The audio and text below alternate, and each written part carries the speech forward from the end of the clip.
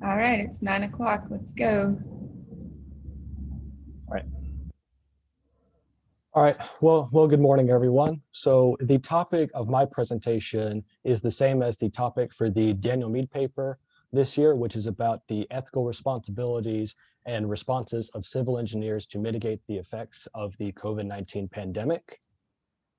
Now, it is important for civil engineers to have a strong ethical framework since they are responsible for much of the infrastructure that is used by the public on a regular basis. Many engineering societies, including ASCE, have developed codes of ethics to guide professional engineers. And these codes of ethics are based on two ethical schools of thought. The first one is what's known as deontological ethics, which states that actions should be done out of a sense of moral obligation. An example of this can be seen in the first canon of the ASCE Code of Ethics, which states that engineers will hold safety paramount. By the same token, the other school of thought is utilitarianism, which states that ethical actions should promote the greatest good for the greatest number of people. So the World Health Organization declared COVID-19 to be a global pandemic in March of last year. And since then, in the United States, there have been over 500,000 deaths. Many businesses have shut down, which has led to tens of millions of people becoming unemployed. One of the safety measures that was recommended by the Centers for Disease Control and Prevention is for people to wear face masks and face shields when going out in public. However, due to the unexpected demand of that led to a nationwide shortage of the face masks and face shields. And all right, now thankfully, as vaccines are being manufactured and distributed, we're starting to pull back from the brink and return to a sense of normalcy to a certain degree. However, while we were waiting for that, there have been many professional engineers and engineering students throughout the country who have started various grassroots movements to produce face masks and face shields through 3D printing technology. So an example of this can be seen with a professional engineer in California, Brian Fan, who started the fundraiser known as Shields for Nurses. The goal of this fundraiser is to produce as many face shields through 3D printers as possible and distribute them to as many hospitals as possible. So over the course of this fundraiser, over 5,000 shields were donated and over 100 hospitals throughout California have benefited from this fundraiser. And the design template for this face mask has been posted online for others with 3D printers to follow in Brian's footsteps as well. But now, by the same token, many universities, including the College of Engineering at the University of Idaho, have started a campaign to produce and distribute face masks using the university's 3D printers. And what they've done was they've developed a design for the N95 mask, which is commonly used by healthcare workers and first responders. And these masks, as can be seen in the slide right here, are of the same quality as regular N95 masks and are recyclable. On average, the University of Idaho produces 24 of these masks a day and donates all of them to local hospitals. And other universities across the country have followed in their footsteps and using their universities' resources and 3D printers to do the same. So the response to the pandemic from professional engineers and engineering students is a testament to their commitment to effective engineering practices and the ethical duties of civil engineers. In the same way that Daniel Mead went above and beyond his ethical obligations as an engineer through his research in hydrology and writing the ASCE Code of Ethics in 1936, these engineering students and professional engineers have gone above and beyond their ethical obligations in helping to mitigate the repercussions of the COVID-19 pandemic. Thank you.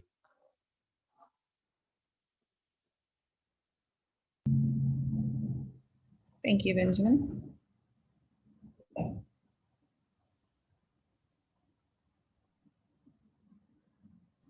guess I'll go ahead and kick it off for questions.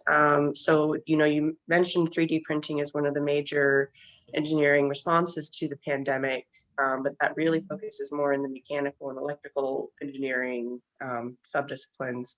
What do you see as the overlap specifically with civil? All right. Well, the point is that like civil engineers, like both like people who like civil engineering students were a part of this movement as well. So this was something that they helped contribute to as well. And in fact, like one of the the professional engineers, Brian Fenn, that I mentioned earlier, he was a licensed civil engineer, and he started a movement to distribute face shields across hospitals in California.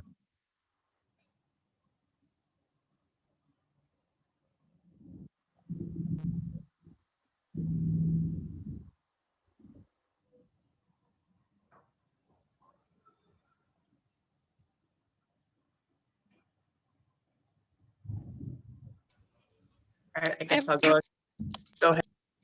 Okay, I have a question. So you mentioned a return to normalcy now that there are vaccines and everything.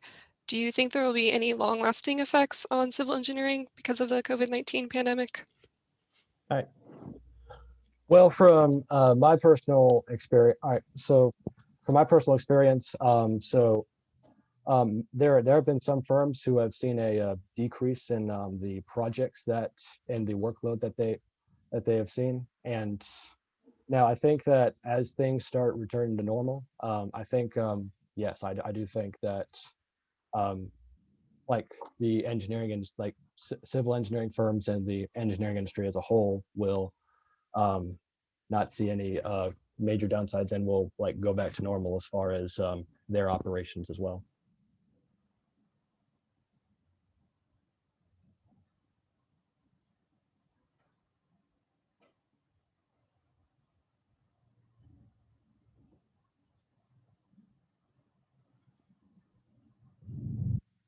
Did somebody else have a question? Two of y'all started to talk at one time, right? Mine had to do with the long-term effects as well, so Hope's covered it. All right, do we have any other questions?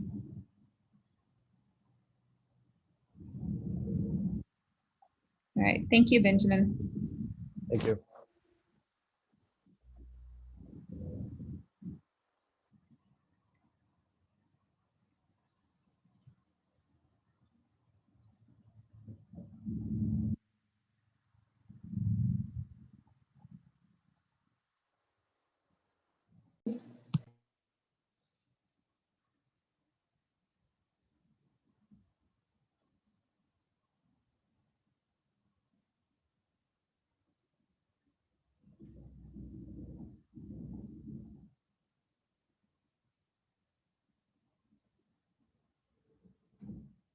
You may begin when you are ready. Okay, good morning, everyone. My name is Anaí Flores, and I will be representing the ASCE Student Chapter UTRGV for the 2021 Student Symposium Technical Paper Presentation. My presentation will focus on this year's technical paper topic, how should the civil engineering profession respond to the impact of the COVID-19 pandemic? Now, how exactly did the pandemic impact our lives? Well, it changed pretty much everything. It has changed society worldwide and has affected our living and working routines. We have faced a lot of challenges from the economic, social, and health impacts of the pandemic, such as illness, food insecurity, school and business closures, and unemployment and poverty. COVID-19 has not only affected our daily lives, but also the civil engineering industry, and its effects will be prominent both now and in the future. So infrastructure is the structures and facilities that we use to carry out our everyday lives, such as roads and buildings. The pandemic has changed that, and it has created a new normal where everyone is required to wear face masks and practice social distancing in public. This new normal has impacted our communities in many ways to protect public health. Therefore, when designing future infrastructure projects, engineers must consider all of the pandemic protocols that were implemented in order to ensure the safety of the public. For example, engineers may have to design larger buildings with wider hallways to accommodate social distancing guidelines, and incorporate more sanitizing stations. This includes remodeling existing structures and buildings and making, excuse me, and making modifications to adapt to this new kind of living. Also, we relied heavily on technology this past year in order to remotely work from home. Now everybody's familiar with a variety of platforms and collaboration tools that will increase productivity and efficiency once we return back to the workplace. So once this happens, engineers could design meeting spaces with audio and video systems in order to allow the continued use of remote meetings and trainings, which could also prove to be cost efficient. Also, air circulation comes into question. According to the EPA, the United States Environmental Protection Agency, COVID is mainly spread through being in close contact with an infected person or through contaminated surfaces. However, there is evidence that the virus can spread through air particles in indoor spaces. Therefore, installing air purifiers and improving circulation systems in facilities will create a safer environment where people have a lower risk of contracting the virus or any other illness. Now, all of the ideas mentioned need to be taken into consideration when engineers are working on community design and development, because they all focus on protecting the health and safety of everybody. And in order to implement these ideas and satisfy the demands of the public, engineers are responsible for advocating for these needs. As mentioned in my paper, according to the ASCE Code of Conduct, engineers shall hold paramount the safety, health, and welfare of the public. This means that the most important responsibility of civil engineers is improving the health and safety of the companies they collaborate with and the people that will be directly affected by the infrastructures they design.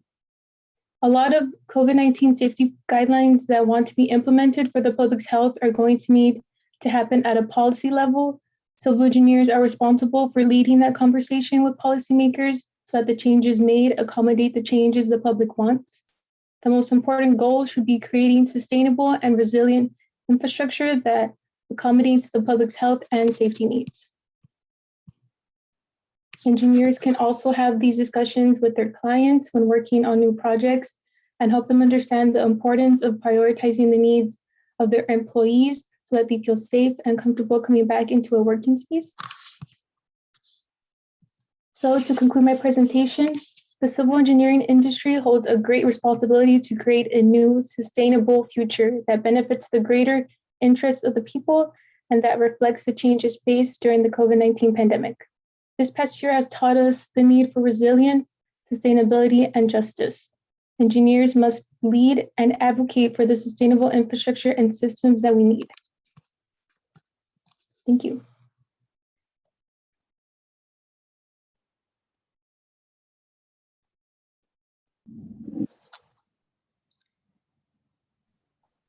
So I have a question.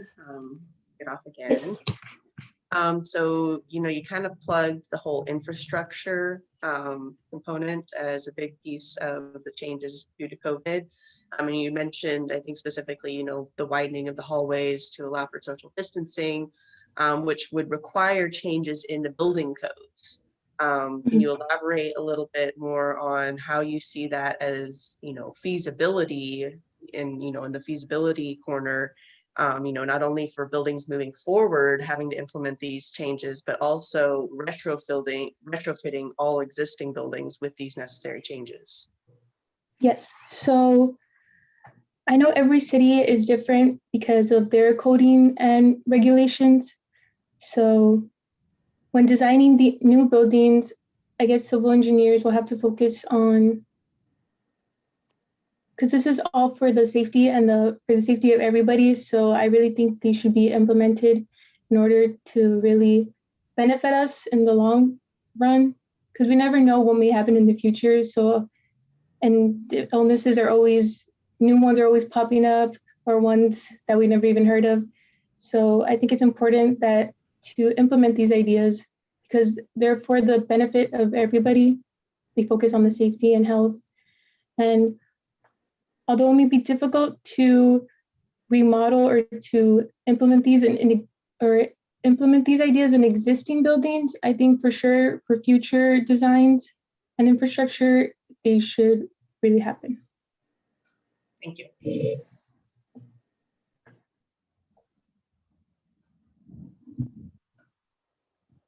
You mentioned that civil engineers should be involved in policy changes. What policy changes do you feel that we need to be involved in right now? Right now, I think the policies that we should be involved in are the ones that definitely concern the regulations that we need to follow when designing new infrastructures or anything else we design, because those directly affect us and how big our ideas can be. Those basically are our guideline when designing new things. So I think any policies that really affect us directly and what we can create should be the ones that we should really listen to and try to be part of the conversation.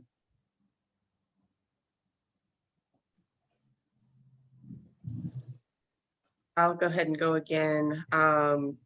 You had also, going kind of on this public policy and infrastructure kind of emphasis here.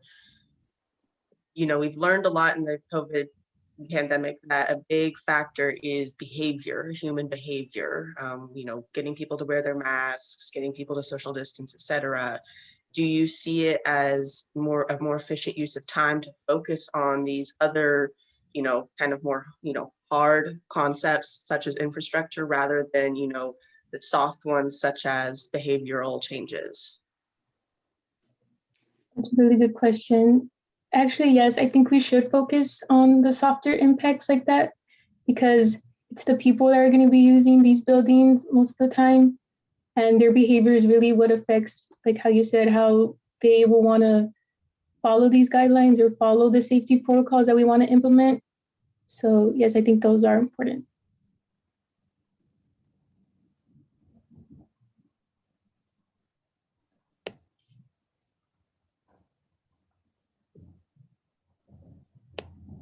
You mentioned remote meetings and remote training. Do you think remote work and all of that is going to be more of a norm now that so many companies have been doing it? Or do you think we're going to work our way back to working normal in the offices and having meetings in conference rooms and happy hours and lunches?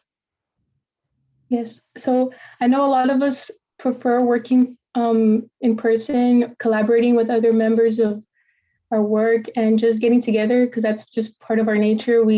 Most of us like to collaborate with one another, but I think remote learning and remote teaching and remote working is going to become more, because this past year we saw that it was possible to do it, even though if we didn't want to, it was possible to accomplish it.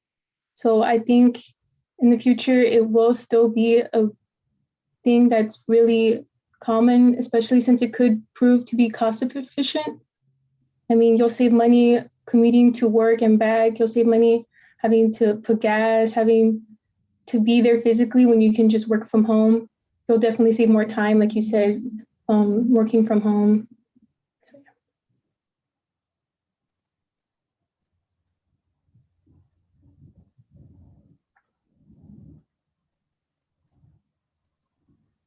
Do you think that time and money should be spent going into researching, sorry, there's like feedback on my end. Do you think there should be time and money spent researching, maybe new types of infrastructure, more of a pod style environment rather than a lot of open spaces type infrastructure that we have existing? Definitely. I think that research would be very important because it focuses on the health of the public. So I feel like that's always important, no matter the cost or time. It's about protecting the public and their health and safety and making sure that they feel safe wherever they are.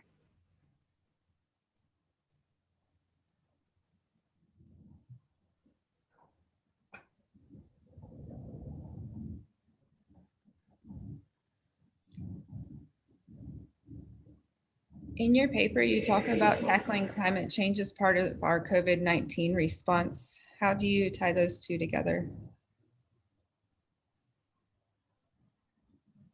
Well, this past year we saw, because we were all working from home, there was a decrease in a lot of traffic.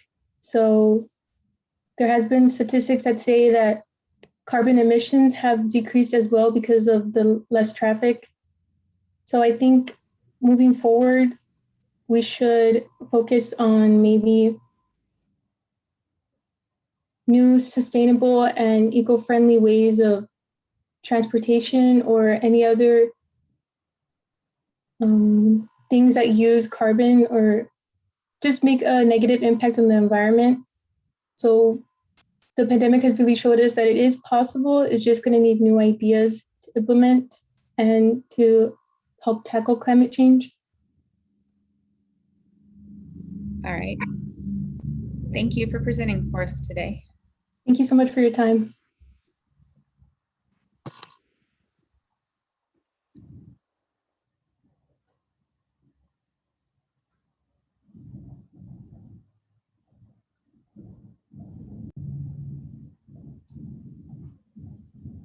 Yes, I'm here. Okay. Thank you. Well, good morning to everyone. My name is Emilio Albarran, and I am a student of the career of civil engineering of the Universidad Autónoma del Estado de México. And well, this is my speech. The key word of last year and part of this that we are living was a single term of which we didn't know the intensity that it will have inside of this. That word is pandemic. I'm referring to the pandemic caused by the SARS-CoV-2 virus, better known as COVID-19, which came to set a different pattern in our times, modifying everything that we used to consider normal. Everything like daily work, living with friends and family, and even the quality of life in our world. Within the general routine of the world, many business and companies has two options. Some decided to close and others choose to adapt to the new reality, as well as schools and jobs that had to continue their activities virtually. In the case of our professional approach as engineers, this pandemic made us notice that there are many deficits to face a situation like the one we are experiencing, many factors that could be solved with the tools provided by civil engineering, of course. First, it's important to underline that the contributions of civil engineering, especially in this international problem, are always carried out with the highest ethical standards for all those involved, enhancing the values of responsibility, integrity, honesty, and the permanent search for the common welfare. Now, in the areas that we can notice with the naked eye, civil engineering is one of the keys to start an economic reconstruction, in addition to being an optimal source of employment for the citizens of this society. Likewise, it's also necessary to be very efficient when carrying out the construction and subsequent maintenance of the infrastructures, since for some period indefinitely until now, the necessary health security will have to be had in all the social points of the buildings, for example, and that can be achieved by creating sanitization stations that are well built and in the right place.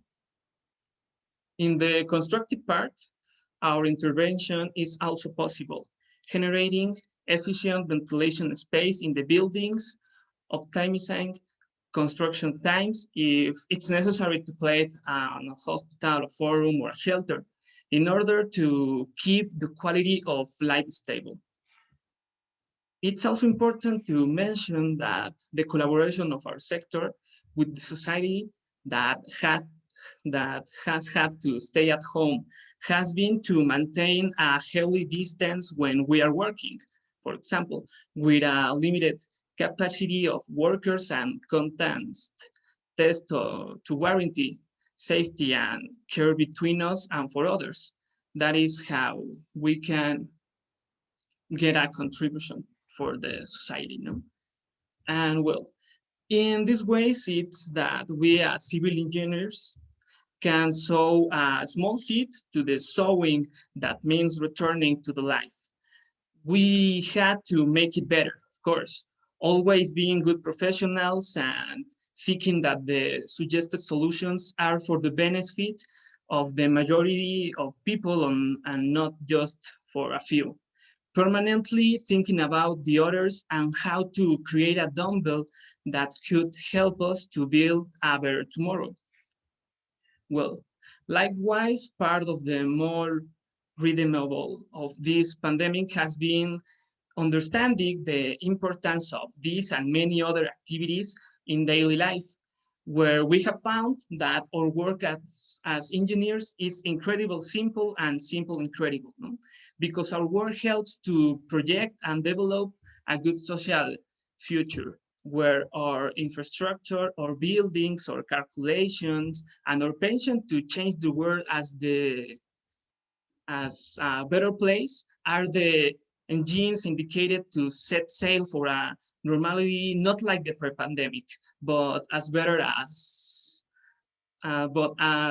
one for all.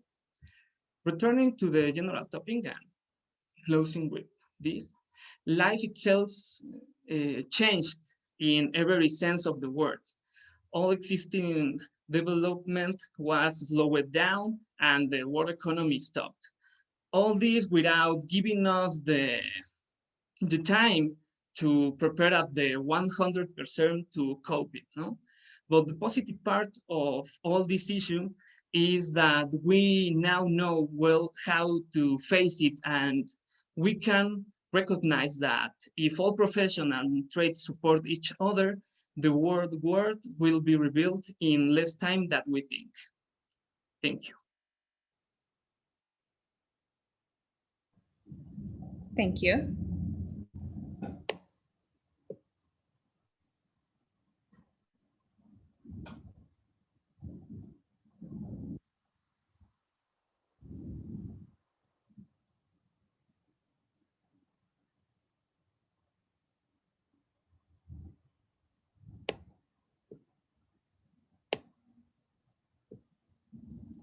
All right, I'll pose one.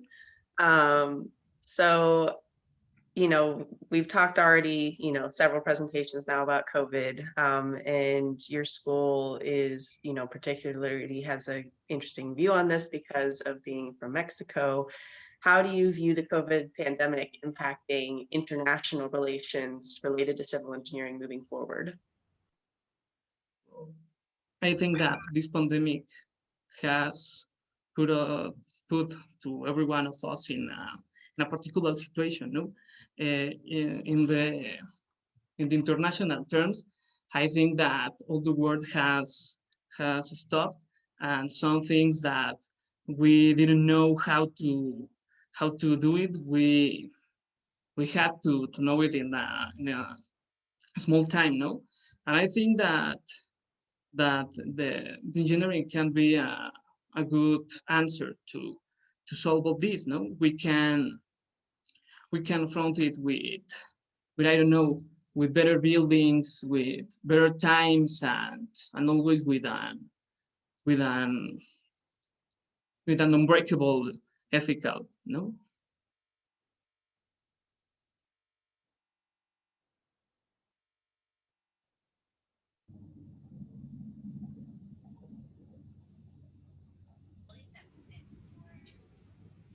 I have a question.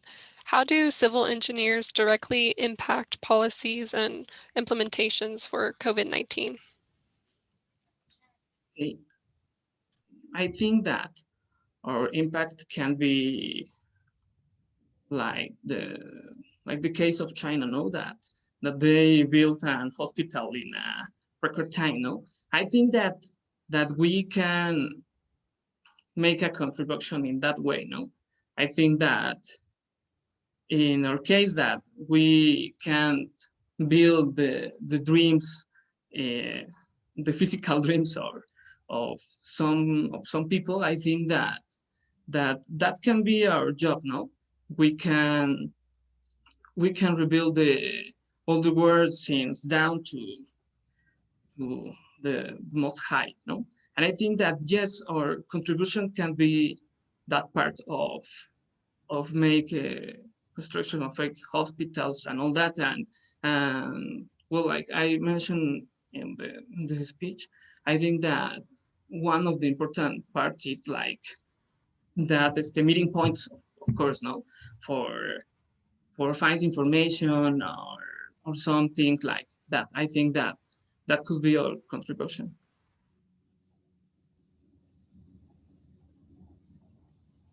Thank you.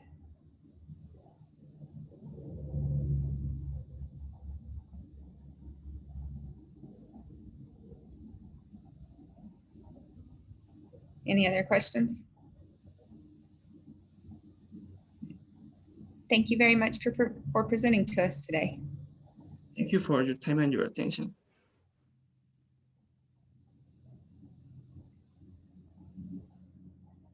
I'm going to admit the people in the waiting room.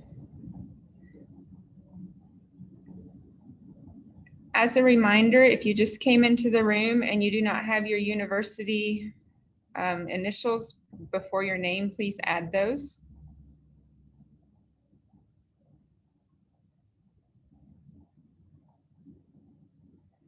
Our next presenter will be Universidad Nacional Autonoma de Mexico. Good morning. I will share my screen right now, and you tell me when to start.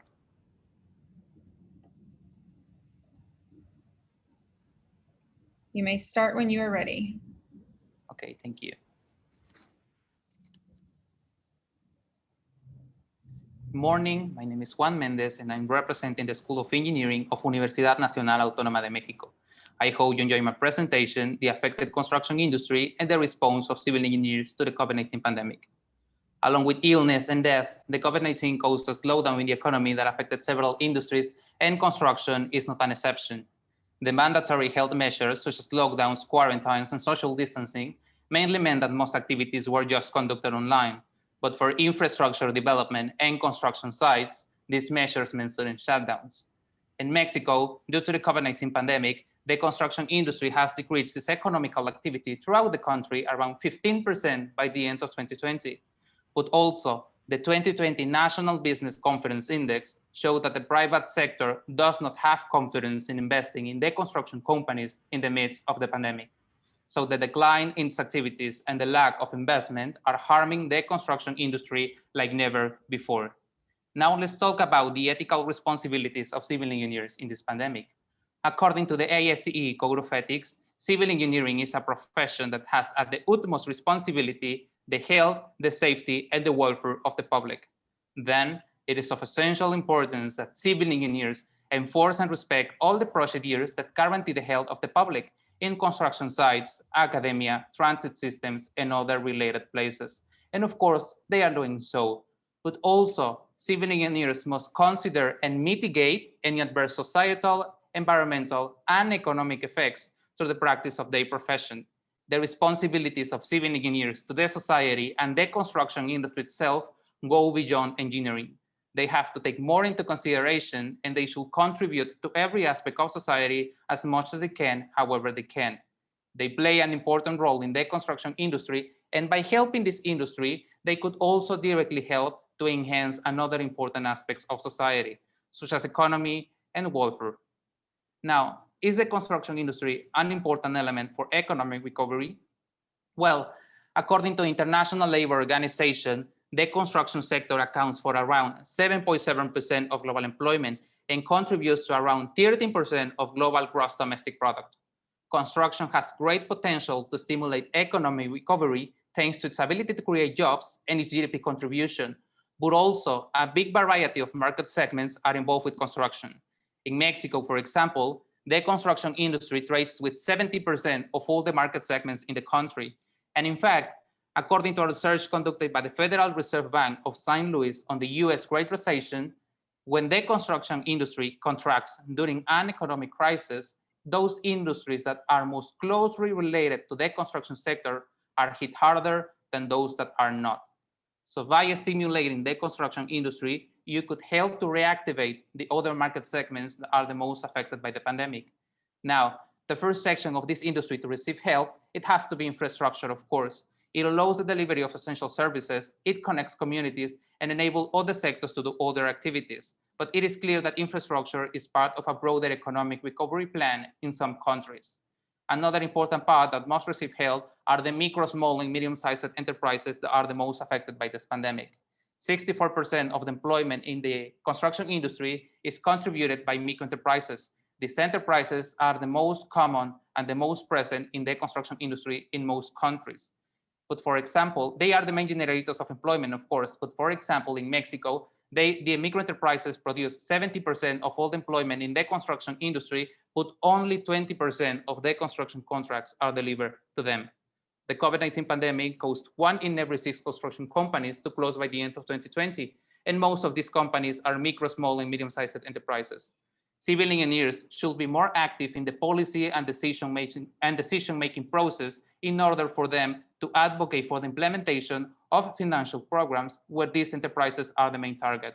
The bankruptcy of these enterprises in the construction industry will cause a severe damage to society and the economy, and recovery will be very difficult.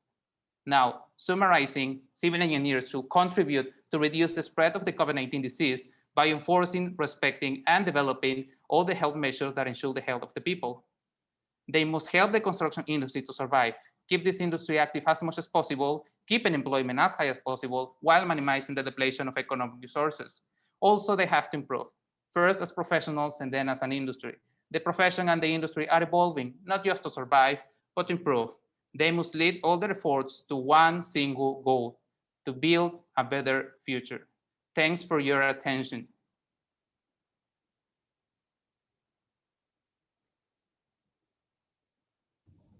Thank you for your presentation. My question is, you talked about the micro, small, and medium enterprises. What policies or how do you see civil engineers being able to aid those enterprises? Yes, in Mexico, for example, civil engineers are getting more involved in the policy in order to implement some financial programs that help these micro enterprises to survive this pandemic.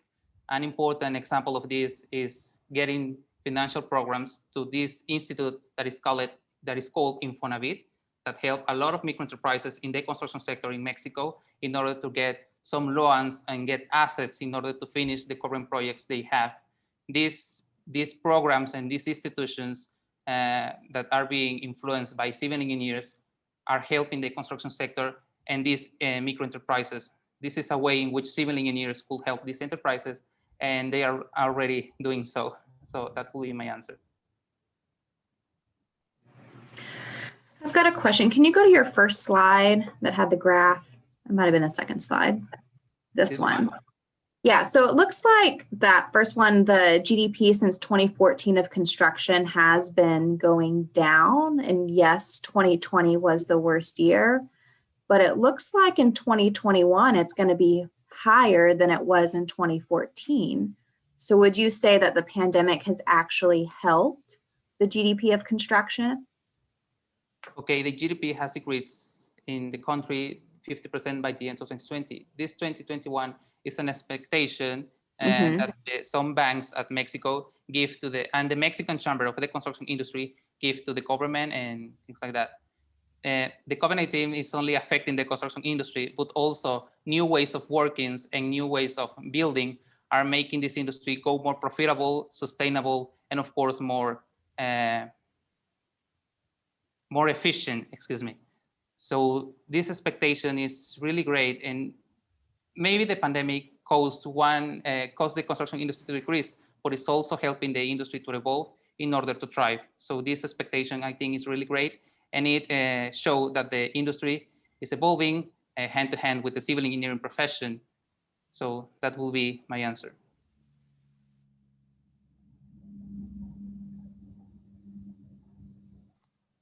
One of the things that's been discussed in the last few years is kind of the stagnancy of the construction industry as far as technology and techniques used. We were using the same type of construction techniques that we've been using since the 1950s. Do you think that the COVID pandemic in this revitalization, that it will end up kind of pushing the industry forward or holding them back as people try to recuperate? First, the COVID-19 get the industry to get back, okay? But now this pandemic catalyzed the changes that the construction industry needed to opt. Excuse me, I say it another way. This pandemic worked as a catalyst that motivates the construction industry to move towards development, adopting some new ways of working, and of course, they are changing. So this, yes.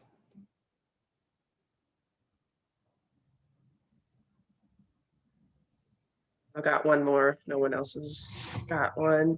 On the last slide in the conclusions, one of the things you mentioned was keeping the industry active, survival of the industry. One of the biggest crucial elements in the construction industry is the use of materials, and the material production lines are obviously heavily impacted by the pandemic. How can we as civil engineers kind of help speed this along when we're so reliant on other industries as well? Okay, as I mentioned in the presentation, the construction industry trades heavily with all the market segments in most countries. In Mexico, for example, it trades with 70% of all the market segments in the country. And those market segments that are the most affected by the pandemic, in fact, are industries that are most closely related to the construction sector. So civil engineers could help these other industries by helping the construction sector. For example, the metal manufacturing industry and the asphalt industry, both of them trades with both of them, excuse me, their economical activity, 80% of the economical activity of both enterprises are traded with the construction industry. These both industries, the metal manufacturer and the asphalt industry, decreases its activity like 50% in Mexico.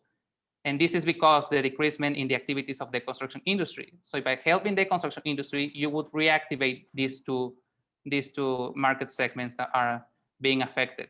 So this is a way in which civil engineers could help other industries to regain and maintain their activities. Helping the construction industry will be the thing that will set the path to overcome the situation for another industries. Thank you.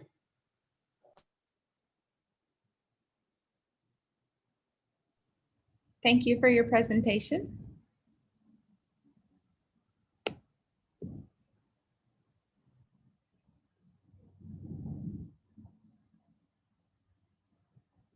Our next presenter will be Angelo State University. Yes, good morning.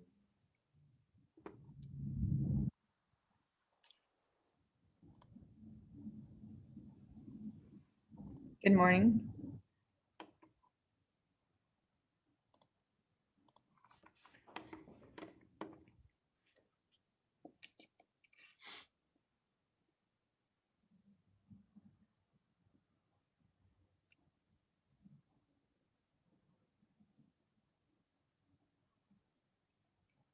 You may begin when you are ready. All right, thank you very much. Good morning, everybody. My name is Brandon Shimp. I'm a senior in the civil engineering program here at Angelo State University. And today I'm going to be talking to you about Tuft Flow, reverse engineering wind speeds from visual media. Hurricanes, as we know, are very violent storms which can produce high winds and cause substantial damage.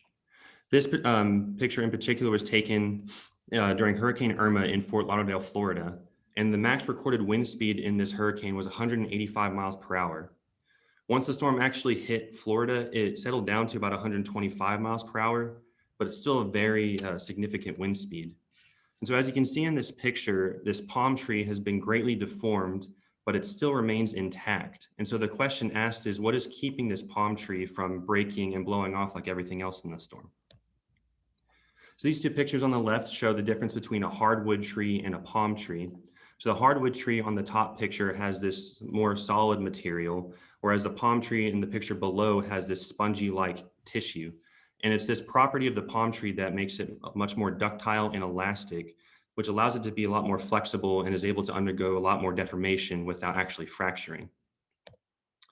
And so from this, the question of our research is what can be discovered by combining these observations with pre-existing knowledge in the engineering field. So the subject that we're going to be covering from this research is over the concept of Tuft Flow.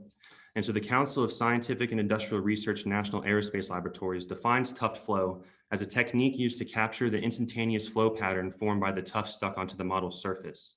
And so this picture on the left shows a car, which is going to be our Tuft Flow model in this example, and it's covered in these tufts or thin pieces of string. And whenever the car is subjected to wind, or in this case, whenever the car begins to drive, the tufts are going to begin to shift. And that shifting of the tufts is going to allow you to visualize the aerodynamics that are acting around the body of the car. And so from this concept is how we're going to conduct our research. So this is a picture of the experimental flume here at Angelo State. And this machine allows water to flow in an open channel, and it's typically used to study hydrology and hydraulic systems. But in this case of our research, we're actually going to be using it to measure the deformation of pieces of monofilament fishing line, given the flow of the fluid in the flume. And so our research team recalled Hooke's law to determine what factors are going to be relevant to this experiment. And so some of those factors that we deemed relevant included the dimensions of the model that we're going to be using, the materialistic properties of the model, the properties of the fluid, and the velocity of the fluid. And so to conduct this experiment, we needed to figure out a way to connect the monofilament fishing line to the flume itself. And so what we did is we made these prototype testing boards made out of acrylic. And so we were able to screw the boards into the base of the flume and then drill holes and glue the pieces of fishing line into the board. And so the picture on top is before the water is actually flowing. And the picture below that is while the water is flowing. Whenever we were conducting this experiment, we ran into some difficulties. As you can see in the first picture, there is this initial curvature to it. And that had to do with the fact that whenever we bought the monofilament, it actually came in these rolls. And so it's going to start initially curved. And because of that, whenever the water begins to flow, some of the pieces of monofilament actually ended up turning sideways rather than along the 2D plane that you can see from the picture. And so because of this, as you can see in the bottom picture, the picture doesn't accurately depict what the deformation is. And so a proposed solution that we had for this is to use rectangular strips of laminate material rather than pieces of fishing line. And so the physical experiments of the rectangular strips hasn't been conducted yet, but we have started simulations of it. And so the pictures here are from Autodesk Inventor. And so we were able to model the rectangular strips and apply constraints and loads to it. And then the program was able to simulate what the deformations are going to look like given different types of analyses. And so this research is ongoing, but some plans that we have for the future of this research include utilizing Autodesk CFD, which would allow us to simulate the flow of the fluid within the flume itself. And then also we would like to actually create those testing boards with the rectangular strips rather than the monofilament fishing line. Engineering is one of those fields that is always around us, whether we realize it or not. And it's special because it is able to be applied to other scientific fields outside of engineering, one of which includes meteorology. And so our desired outcome of this research is to be able to determine the velocity of a surrounding fluid given the body's deformation. And so a practical example of this would be for a meteorologist to be able to go out into a hurricane and estimate what the velocity of the wind would be given the deformation of this palm tree, for example. And so this can be useful in a few different scenarios, one of which would be instead of having to use the expensive equipment that could potentially get damaged when trying to measure what the velocity of the wind is, you'd be able to estimate what the velocity is just given a video or a picture like this one. So this type of research is what we call an inverse problem, where we're given an effect and we're trying to determine the cause of it. And while we haven't actually completed the research, our research team has gained a lot of experience from it, such as utilizing multiple different Autodesk programs and also getting a lot of hands-on experience with the experimental flume. And so our hope for this research is that the discoveries from it can open doors to other intriguing and innovative ideas that could potentially further our society. Thank you.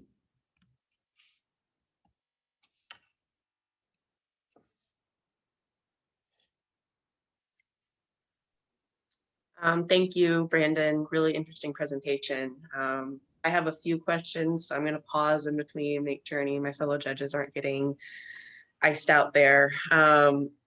So my first one goes back a few slides when you showed us the picture of the fishing line in the flume. Yes, that one. What are the two blue lines? Are those like some sort of control or? Those are also pieces of fishing line. So we actually used 5 different thicknesses of fishing line.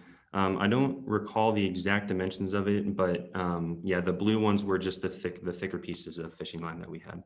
And so the thicker ones didn't move, it looks like? Yeah, so given the capacity of our experimental flume, we weren't actually able to produce a speed high enough to make a substantial difference in the deformation of those pieces. And so our prototype testing was to one, figure out which, what dimensions of the models would be better for this experiment, and also figuring out what lengths would make the most sense. And so as you can see, like in the bottom picture, the really thin ones deformed a whole lot, whereas the really thick ones didn't. And so we were trying to determine what range of lengths would make the most sense. So for those blue pieces, we probably want to end up using longer strips to actually see the deformation in those.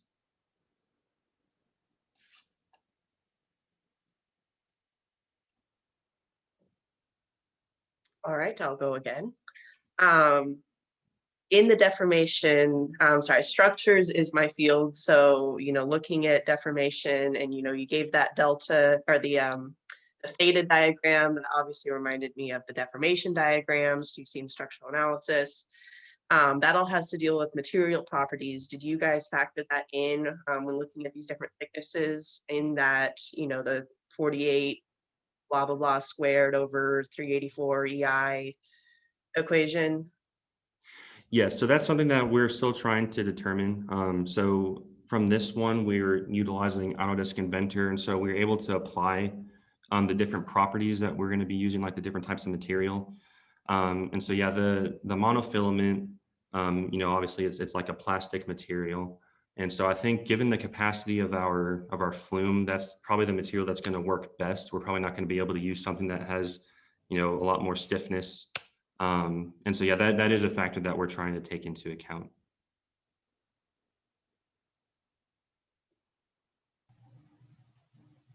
So I'm sorry, Brittany, were you finished?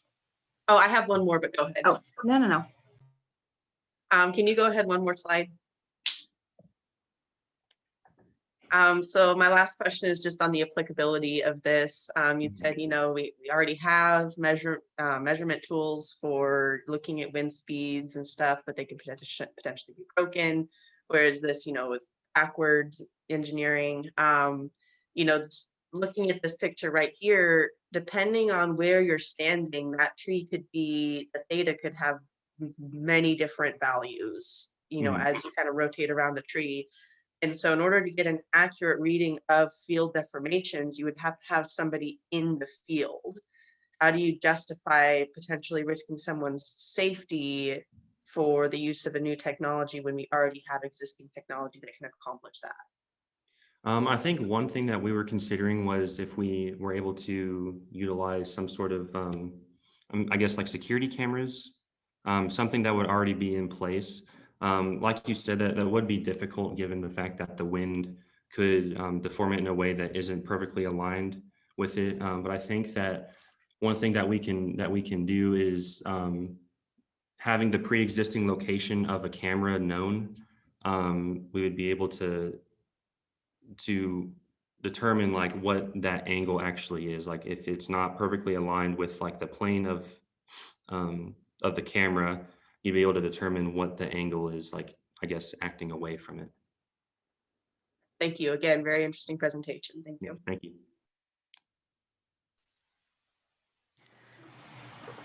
That was kind of my question, was on the applicability, which would, be interesting for this situation. But do you see this type of analysis used elsewhere in the civil engineering realm? Yeah, I guess there could be some other applications to it. Like this one specifically was just, looking at the example of this palm tree. And so I kind of focused on, hurricanes and meteorology and that sort of thing. But I'm sure that it could also end up being applicable to other things, like looking at deformations of different structures and that sort of thing. I think for those scenarios, like I mentioned, you know, the capacity and the velocity of like the surrounding fluid is what's going to cause the deformation. So obviously using something such as wind on a building isn't going to cause very much deformation, but I'm sure it could also be applied to things such as that, deformation of other things like buildings and other structures. Thank you for your time and your presentation. Thank you very much.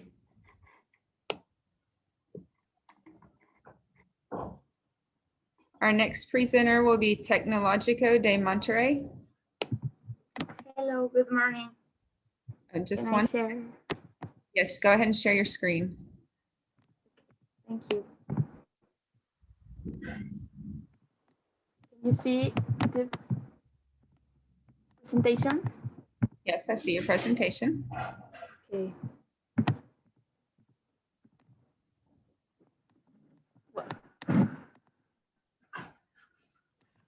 The pandemic represents a rare but narrow window of opportunity to reflect, reimagine, and reset our world.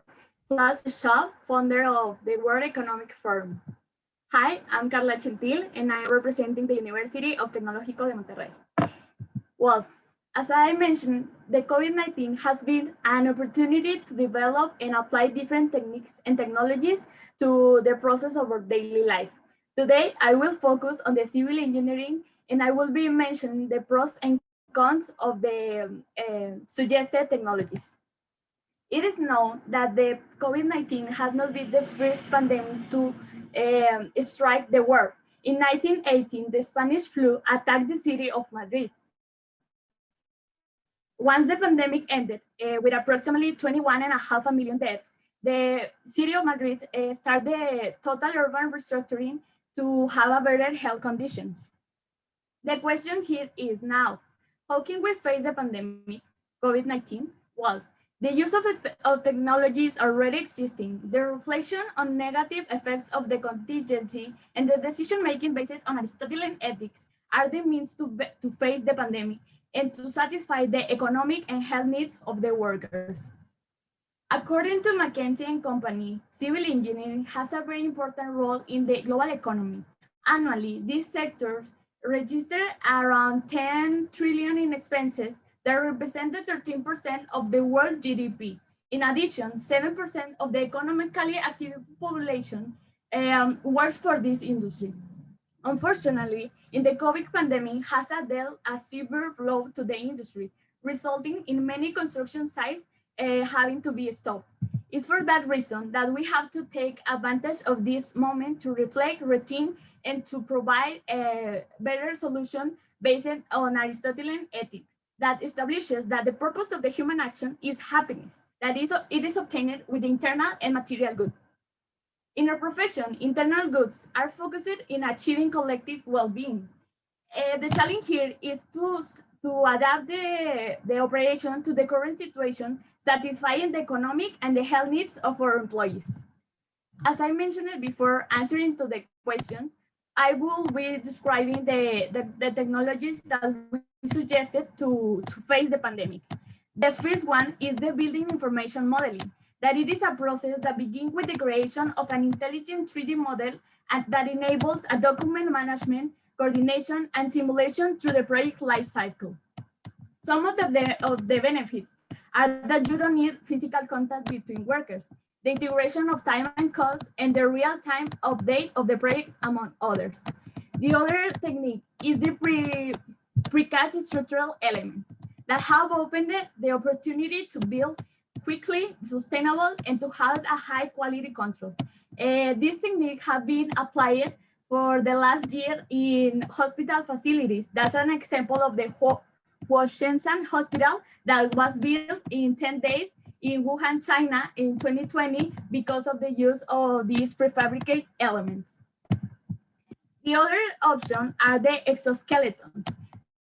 These are portable devices that use external mechanical structures to enhance the physical, motor, and cognitive power of a person.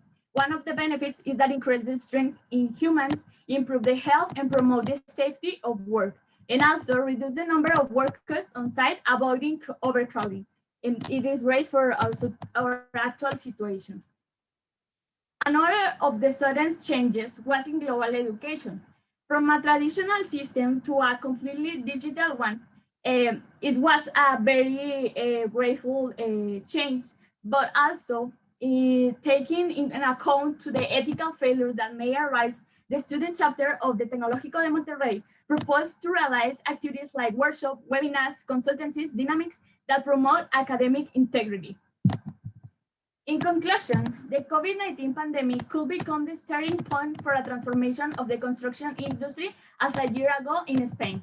I can conclude that the pandemic became the trigger to explore and make use of existing technology such as the virtual communication platforms, the deep work methodology, the use of precast elements, and others that could give rise to the foundation of the future of civil engineering.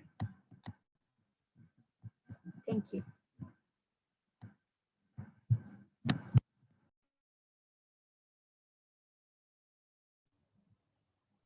All right, I'll kick it off again. So a few slides back, you had said that one of, I don't remember the specific name, but the type of ethical theory we should be using emphasizes human happiness.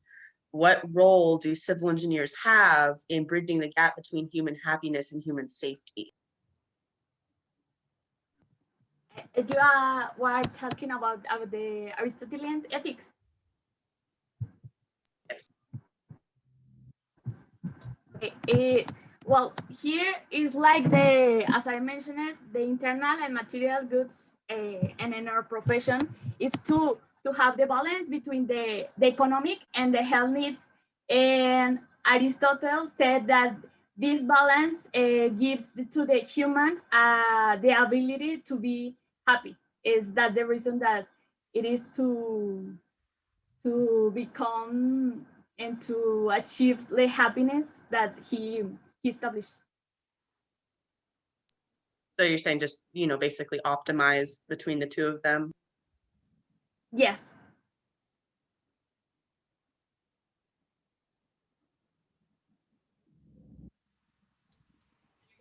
How do these ethics, the Aristotelian ethics, compare to the ASCE Code of Ethics?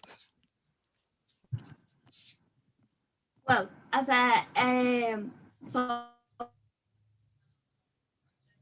of the past presentation mentioned, the ASCE ethicals also consider like the well-being of the person and of the workers. So I think that applying these ethics is like consider both things to don't have like the risk to the person that is working to be yes, to have the risk to be with the COVID-19, but also without leaving them with a work, with a sustainable economic. So I think this ethical theory is related with the ASCE Code ethics. You had mentioned prefabrication as a new method of construction that's been used and has significantly decreased construction times.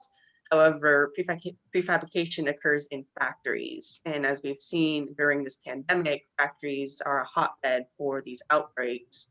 How can we, in future pandemics, utilize this new technology, this new technique, while also minimizing worker safety or maximizing worker safety?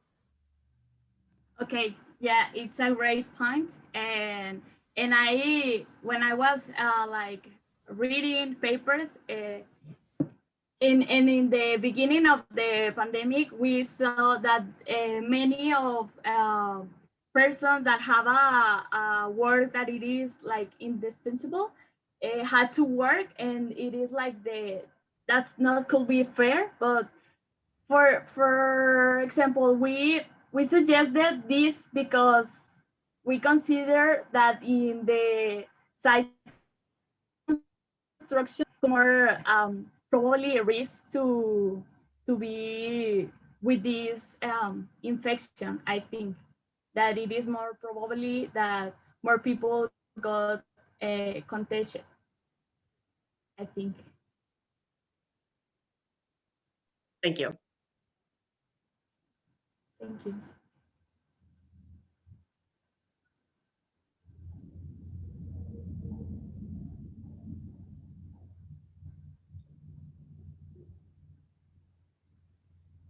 Thank you very much for your presentation.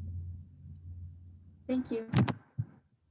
We are going to take a quick 3-minute break, and when we come back, Texas A&M University will be the next to present. So some of the problems that COVID-19 has created, obviously it's affected everyone across the world, obviously, every corner, everyone's been affected by it in some way, some more than others, unfortunately, but it's closed everything from a school, restaurant, parks, just anything you can think of has been closed.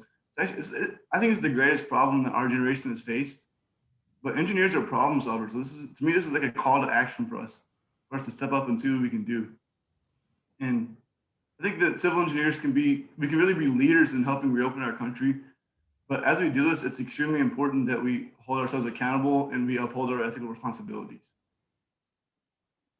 So one major solution to the pandemic I thought of is, so the new report card from ASCE came out, and America's infrastructure was graded at a C-, actually a little bit of an upgrade from the D+ from 2017, but it's still in major need of being repaired and upgraded.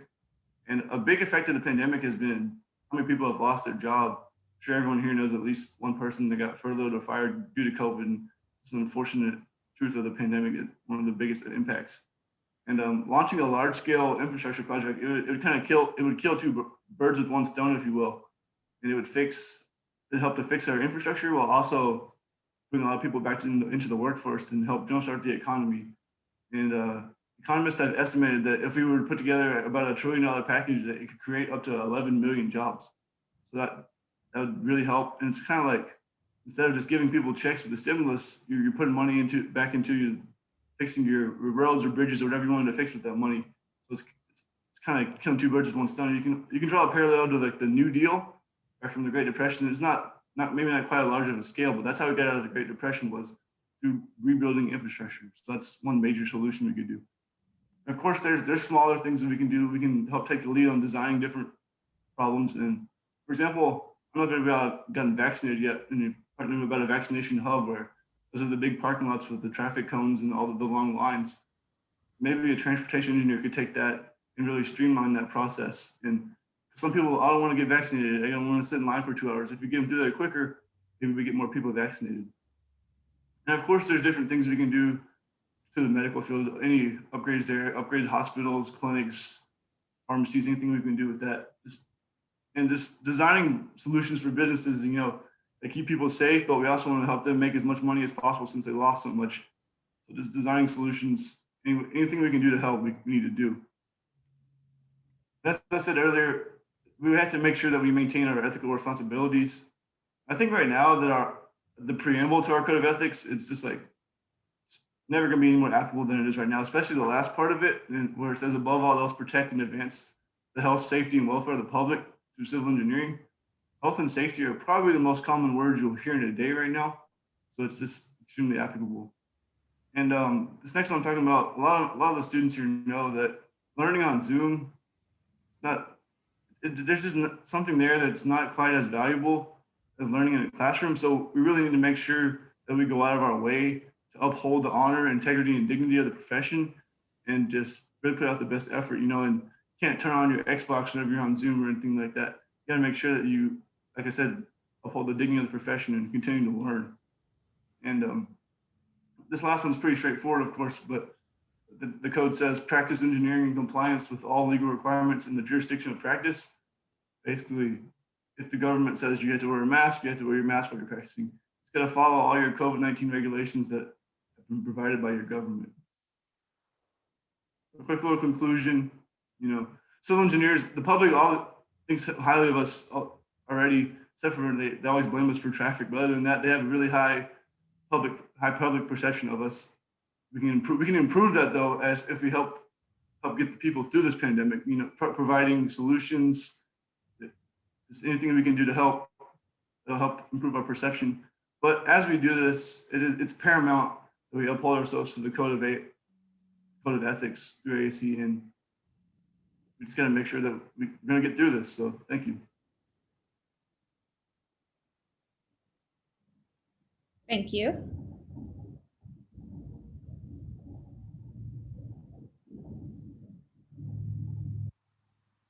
So in maintaining or, keeping with the ASCE code of ethics, this pandemic has caused a shift that, a lot of people, including myself, believe we're not really going to kind of go back.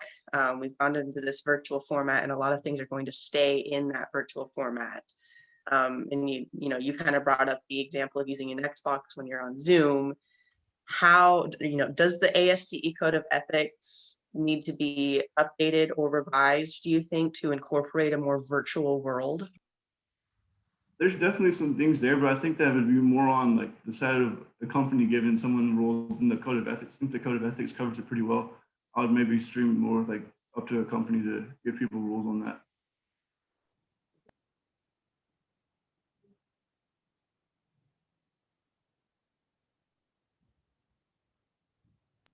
All right, I'll go again. One of the other things you had said earlier in the presentation was about, getting people back to work through the use of infrastructure plans rather than just a stimulus check. The construction industry pre-pandemic was already facing a labor shortage. And with this move towards virtual, how do we incentivize people to come to the construction industry? I was kind of thinking more along the lines that people need work right now. So just getting them a job obviously you can't force anyone to work. That's just a thing. But maybe like incentivizing it through, if there's more money in it, and people right now don't want to work because they're getting stimulus checks and stuff. So if we replace giving people money with giving them people money to go to work, that might be a way we could improve participation, not participation, but getting people to come to work.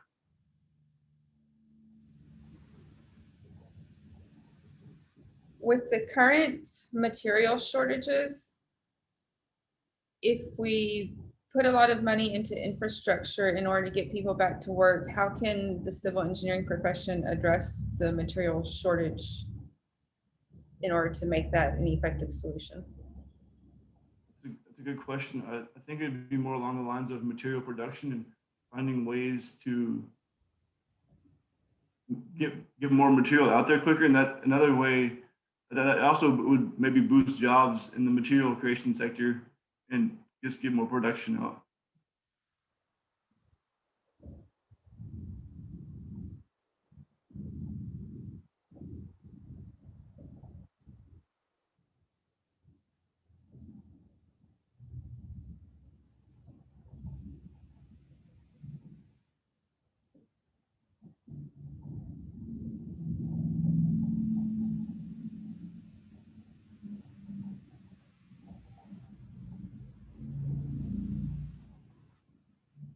All right, thank you for your presentation.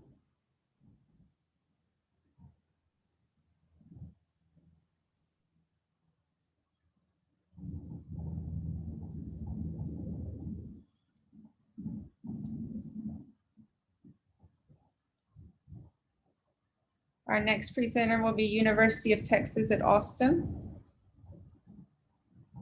Hello.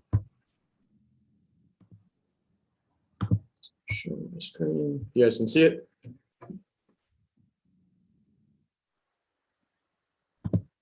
So yes. You guys, okay, sorry, I just want to make sure everything's working. All right. Hello, my name is Matthew Marco, and today I'm going to talk about how the civil engineering field needs to respond to the COVID-19 pandemic by capitalizing on the issue. The pandemic has highlighted a lack of innovation on a governmental and industry standpoint. Additionally, it has added another layer of ethical responsibility to the individual's hands. According to the ASCE's Code of Ethics, we have a responsibility to innovate Engineers shall enhance the quality of life for humanity. Thus, it implies we need to innovate and change what we are currently doing. On a governmental level, the policies need to redirect our infrastructure development. On an industry standpoint, the need to innovate on our policy and technological bases. And on a personal level, the need to value individual actions and responsibility. Firstly, on a governmental basis, the largest of them all, we need to recognize the major issue of underfunding. According to the ASCE's 2021 report card, there's approximately $2.6 trillion funding gap between 2019 and 2029. This has been partly due to a major downtrend in investment from our federal government starting in the 1930s, where we once spent 4.2% of our GDP. And in 2019, we only spent 2.5%. Additionally, the pandemic has exacerbated this issue with a decrease in user-generated funds and a decrease in governmental spending as well. Moreover, there's a disconnection between what the public sector wants and what the federal government is executing. There's an increased spending on operations and maintenance of our infrastructure on a lower level, but on a higher scale, overall spending is still down. Thus, we have a need to develop long-term plans to direct our infrastructure development.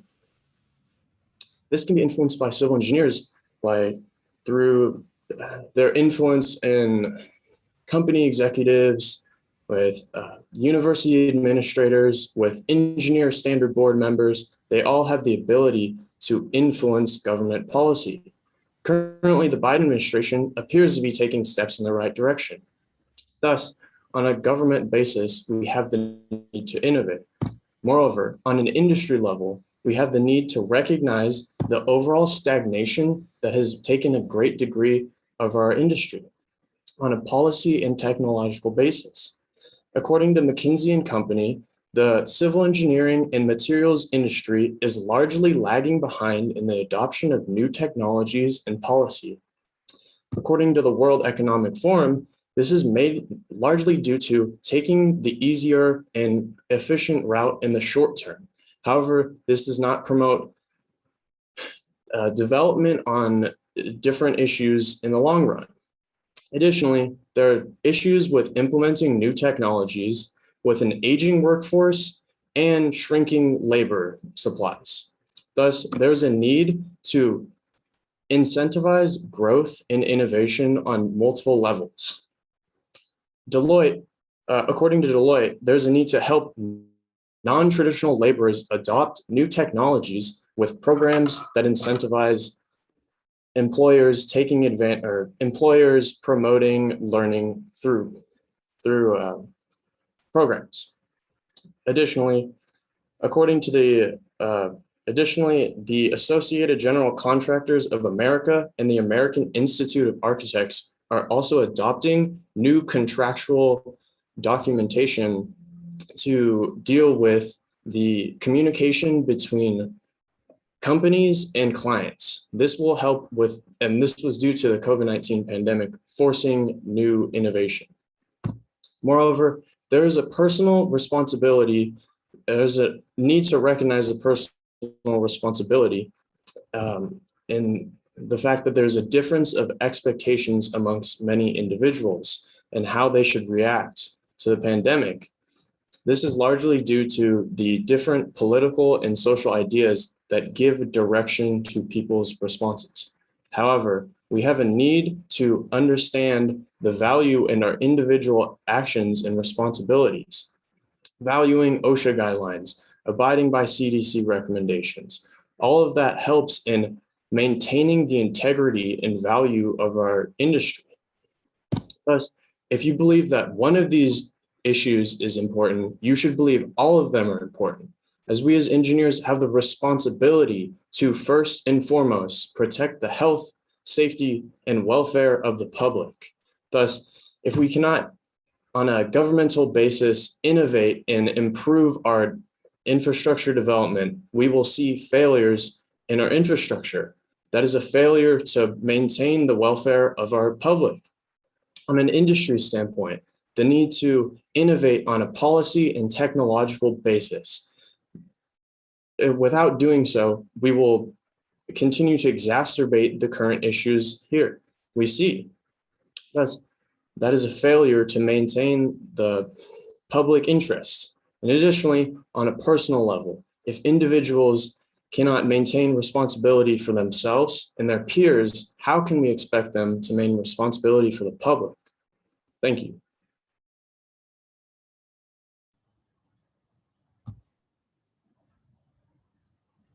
When you talk about personal responsibility, are you talking about the civil engineers or the general public?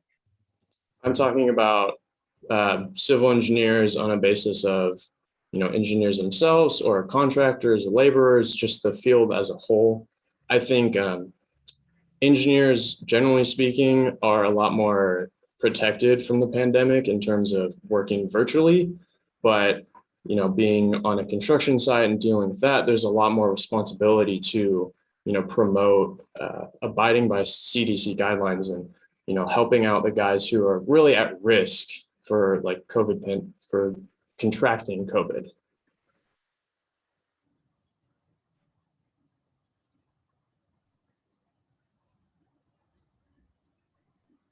You had also mentioned the gap, or rather the decrease in governmental spending on infrastructure over the last, I think, 90 years ended up being the time interval. How can you justify to the public raising taxes to fund infrastructure either during or in the immediate aftermath of a pandemic? I think we can justify it actually very easily. It comes at a cost. Not investing in our infrastructure will lead to having to spend more to recoup what has been failed to invest in. For example, I know the more we invest in our infrastructure, while it might come up front, it will in the end return its value more so than we initially spent. So I think understanding that while now it's hard to front the increased tax rates or company spendings on infrastructure spending in the long run, I really think it's beneficial for our nation.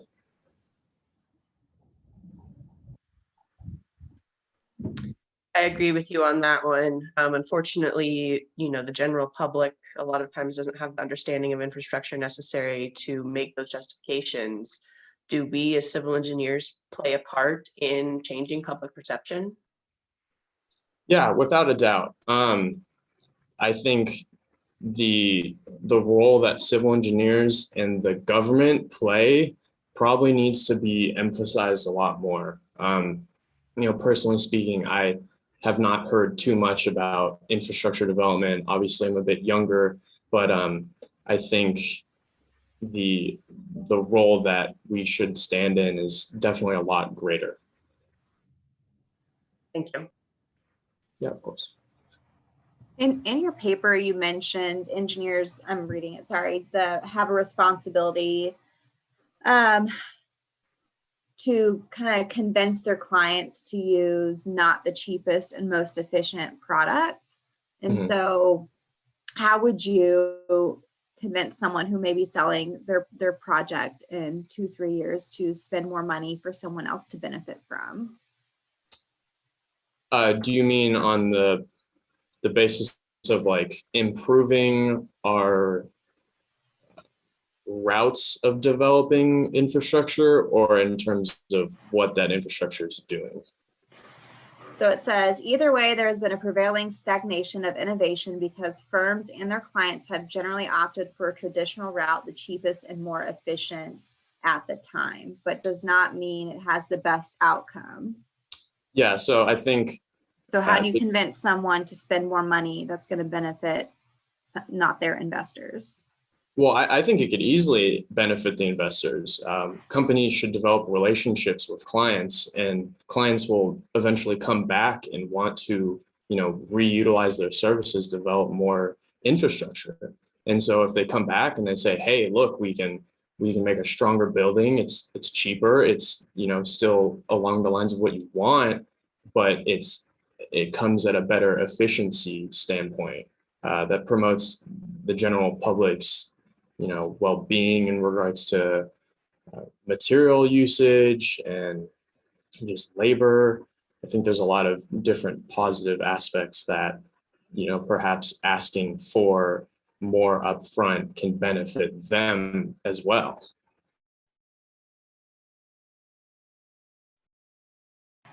Thank you. Yeah.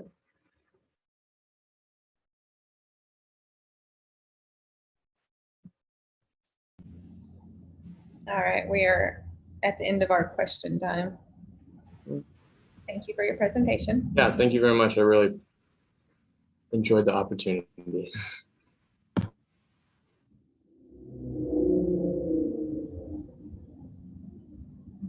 And that concludes our presentations entirely.